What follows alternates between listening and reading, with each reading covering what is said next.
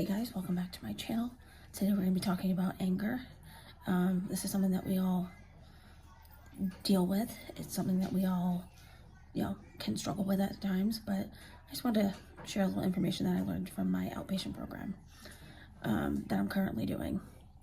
So there are 12 different types of anger, and we're going to go through them, and if any of them relate to you, that's great, but if not, then, just something to keep in mind. So the most 12 common kinds of anger. Here we go. Behavioral anger. This type of anger usually describes someone who is aggressive towards whatever triggered their anger. This could be another person. It could be someone who always seems to act out or is troublesome. Sometimes the outcome is physical abuse or attacks against others. So I'm assuming that you'll see with behavioral anger, a lot of DV, domestic violence, potentially coming out in that. But that is not something that I personally deal with. So let's just move on to the next one. Passive anger. There's people who use sarcasm and or mockery as a way to hide their feelings. Typically express this form of anger. They tend to avoid confrontations with other people or situations. I can get that way sometimes. I am not confrontational really, unless it's with my partner. But I do deal with passive anger. Verbal anger. Anger that's expressed mostly through words and not actions. Verbal abuse is used to criticize and insult people, put them down, and complain. I see a lot of that with a certain member of my family. Verbal anger is, it's something that he struggles with. And yeah, so I definitely relate to the verbal anger a lot. Now, constructive anger. Constructive anger is, this type of anger is a key factor in driving people to want to join movements and groups. It's a feeling of being fed up with how things are going and the need to make a change, a positive change. So the example that my group leader gave us the other day was, when George Floyd was unalived and, the whole Black Lives Matter movement came out to be and stuff. I'm not going to get into any of that. That's not how I'm doing things on my page, but that was just an example of constructive anger that my group leader used. So self-inflicted anger. This anger that translates into causing harm to one's own body. People who use this type of anger are acting out by punishing themselves for something that they've done wrong. Some examples include starvation, cutting, and overeating. So self-inflicted anger is a lot of self-harming behaviors that come with it. You just want to find a way to release whatever's causing you to be angry, and unfortunately, with that type of anger, it leads towards, hurting yourself. I used to self-harm, so I have dealt with self-inflicted anger before. I haven't self-harmed in going on 8 years because I have a really strong support system, and I have a wonderful partner who helps me out with identifying when I'm getting to that point or stopping me from reaching for something. Volatile anger. This form of anger occurs in varying degrees. It comes and goes.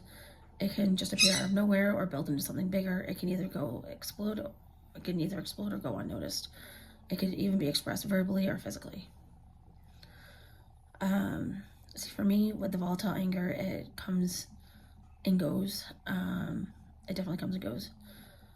But I'm one of those, I bottle everything up and I don't allow myself to feel my emotions until it's too late. And then when it's too late, things have already escalated, and it's really hard to come back from it because a lot of pain, a lot of hurt does come when I deal with bouts of volatile anger. And that comes with the BPD as well. Chronic anger. Ever come across someone that's seemingly angry for no reason or just mad all the time? More than likely they were exhibiting this type of anger. People with chronic anger are just mad in general. I've experienced that with a few people, especially working in healthcare for 10 years. But I don't personally have chronic anger. I usually have to be triggered by something in order for my anger to come out. So that's just how I see my anger outbursts. Judgmental anger. Oh, this is a good one. Putting other people down and making them feel bad about themselves or their abilities is a form of judgmental anger. This person expresses their feelings by making those around them feel worthless. I have someone in my life who definitely experiences judgmental anger, and I am usually the target of said judgment. This person likes to downgrade my life, downgrade the positive things that I've done in this world for when it comes to caring for others. This person only sees the bad, like my poor decisions, instead of all the good that I've done, and I tend to be his whipping post. So I tend to be the one that he criticizes most often when he is going through his anger rages. And, you know, it's unfortunate that we are related, but, you know, that's something that, you know, he needs to work on. And I can only encourage him to get help. But if he doesn't want the help, I can't force him. Next is overwhelmed anger. This is me to a T, so yeah, bear with me. This person relieves stress by shouting, flying off the handle when they can't take situations and things that are happening around them anymore, when things are just too overwhelming, which is why it's called overwhelmed anger. So with me, it's like I get so overwhelmed, and then all of a sudden I feel that switch flip in my head, and it's like boom, I'm super pissed off. I am super angry. I can't really get control. So say like if I need to like deep clean the house or something like that, or something wasn't done, or you know there's a mess that I didn't make or something like that, and it just, you know, and then it's like, you know, everything around me starts to spin, and you know I feel like the world is like closing in on me slowly, and my anger outbursts tend to happen that way with the overwhelmed anger. So it's not an easy thing to control, especially when you're super overwhelmed, like you have so many things to do but so little time. Retaliatory anger. This is probably one of the most common of the bunch.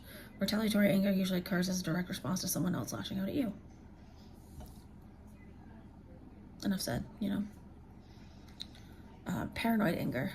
This anger comes about when someone feels jealousy towards others because they feel that other people have or want to take what's rightfully theirs, or they may act out because they feel intimidated by others. So I have bipolar disorder and borderline personality disorder, and I often get bouts of paranoid anger when it comes to relationships and friendships that involve my spouse,